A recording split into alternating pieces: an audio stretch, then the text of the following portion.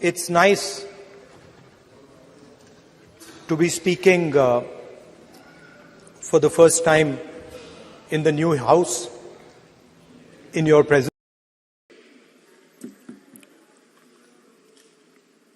I stand in support of the Women's Reservation Bill.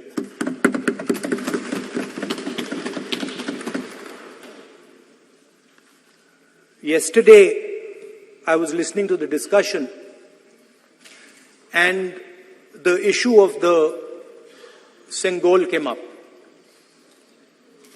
And there was a conversation, a to and fro, about the Sengol. And also a little bit about the conversation about the transfer of power from the British to the people of India.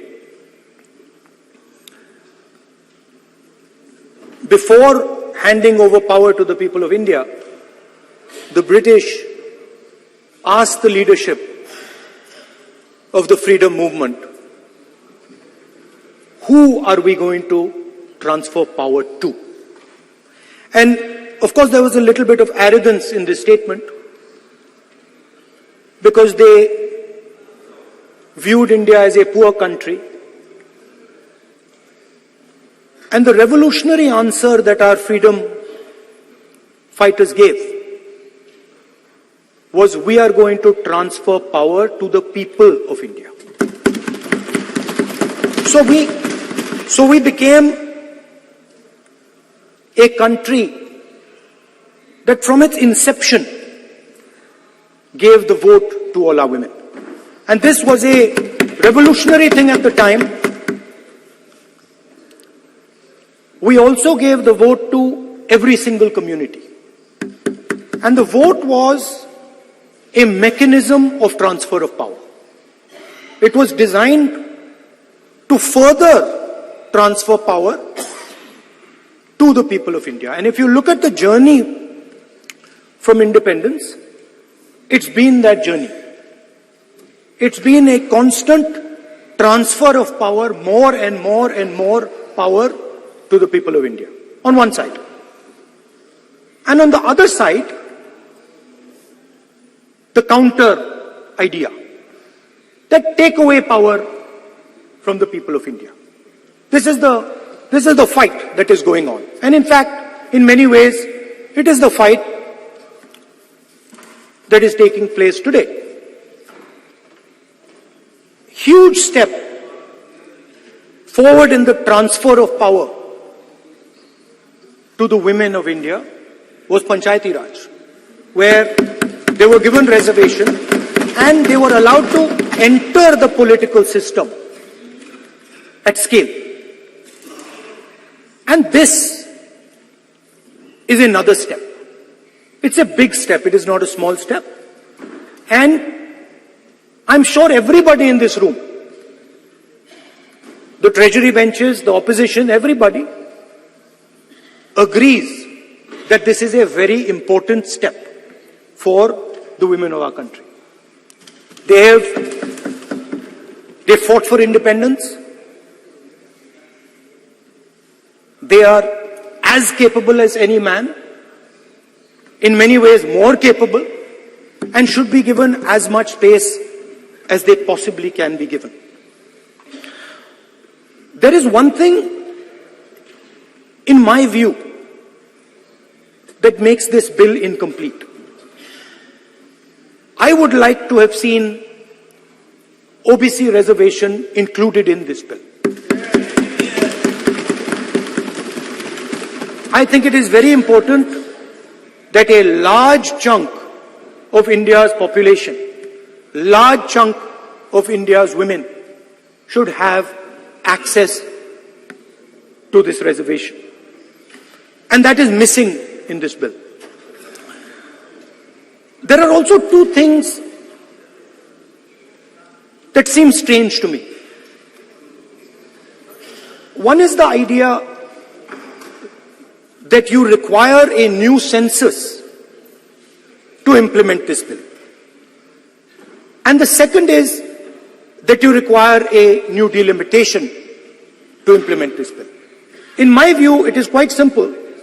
This bill can be implemented today by giving 33% of the seats in the Lok Sabha and the Vidhan Sabha to India's women. And so I wonder if this is not designed to push the ball forward.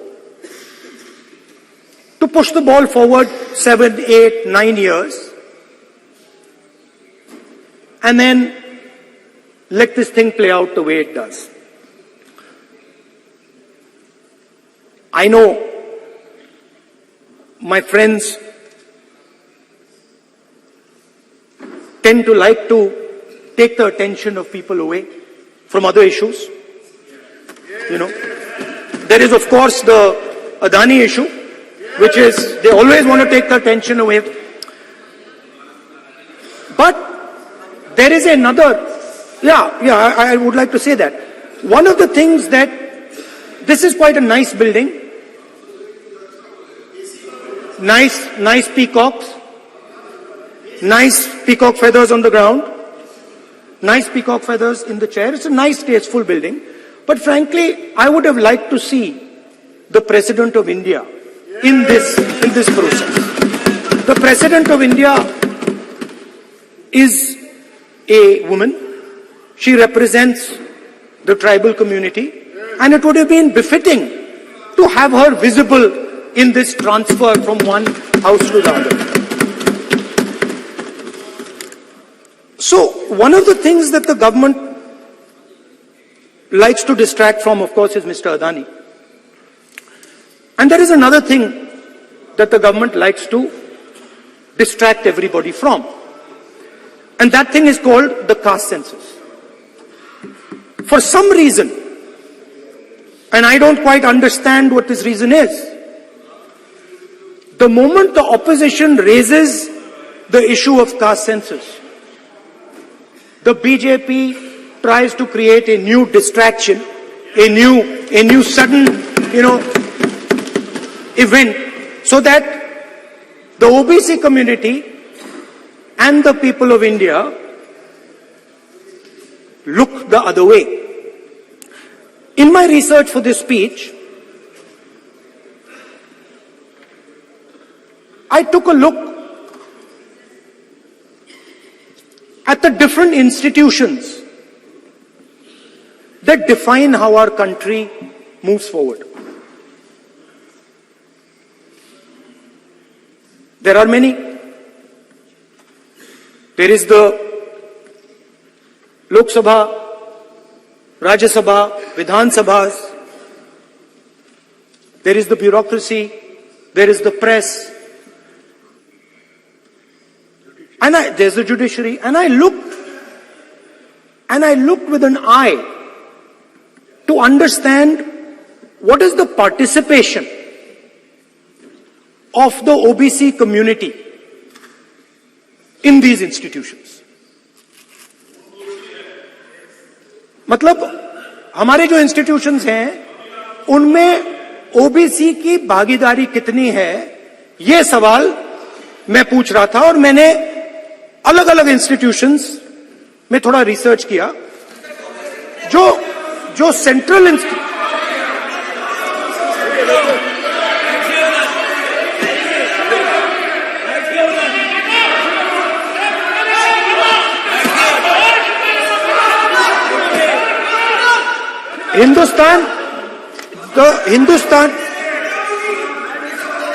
the central, don't worry, don't be scared, भैया इसका डरो मत, हम caste census की बात कर रहे हैं, डरो मत. तो मैंने, I checked, simple thing I did. I said, look, what is the most important set of people in the government of India? The people who define how this country is governed. Of course, Lok Sabha and Vidhan Sabha, but beyond that, they are the 90 secretaries of the government of India. 90 people, secretaries, are responsible for managing the core of the government of India. And I asked myself the question, how many of the 90 people come from the OBC community? And I was shocked and shattered by the answer.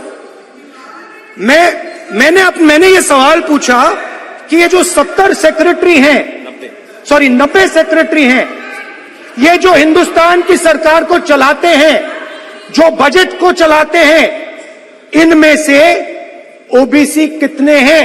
Narendra Modi ji प्रधानमंत्री हैं, OBC के लिए काम करते हैं। मैंने ये सवाल पूछा। मैं आपको जवाब देना चाहता हूं, हिंदुस्तान के सेक्रेटरीज 90 में से सिर्फ 3 ओबीसी से हैं।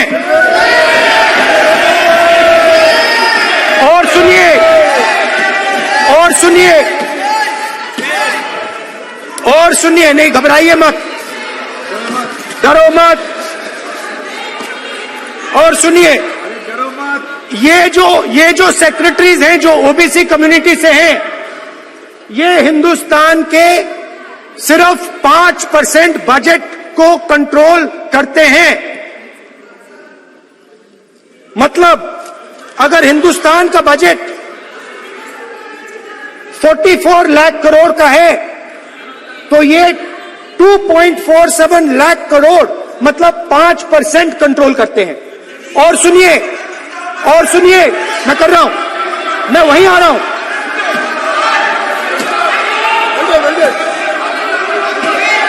मतलब ये जो है ये ओबीसी की बात नहीं सुनना चाहते, ओबीसी की बात नहीं सुनना चाहते। आप ओबीसी के खिलाफ हैं, आप ओबीसी के खिलाफ हैं, ओबीसी के खिलाफ हैं, ओबीसी के अधिकार के बारे में नहीं सुनना चाहते, ओबीसी के बारे में नहीं सुनना चाहते, ओबीसी के प्रति न्याय नहीं चाहते, ओबीसी के प्रति न्याय नहीं होना चाहिए। ये सी दे नॉट शोइंग ये जो है। हाँ, मैं माननीय सदस्यों से आग्रह करूंगा, एक मिनट रुकिए। माननीय सदस्य से मैं आग्रह करूंगा, एक तो ये महिला आरक्षण बिल है और दूसरा सभी माननीय सदस्य समान है। डरो मतो ये शब्द इस पार्लियामेंट में नहीं बोलना चाहिए।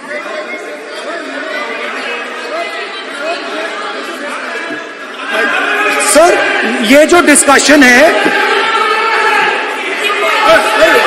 Sir, speaker sir,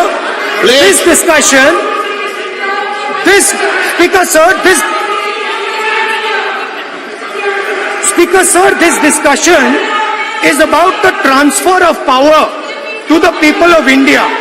The women being one group of the people of India and the OBC community being another group of the people of India.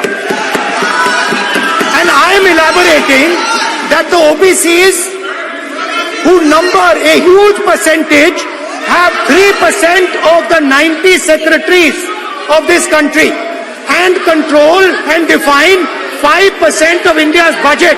This is an insult and a shame to the OBC community.